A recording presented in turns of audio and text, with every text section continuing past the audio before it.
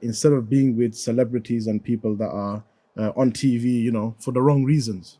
Mashallah, we're with sheikhs who make a difference to our life.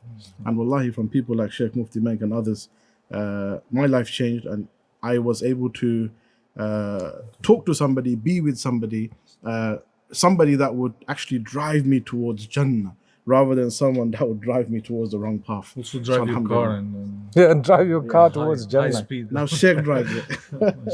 No, Jazakallah khair. Brother Shakil, mashallah, we have a lot of people who, just like this, who have done so much quietly behind the scenes, and Allah has really changed their lives.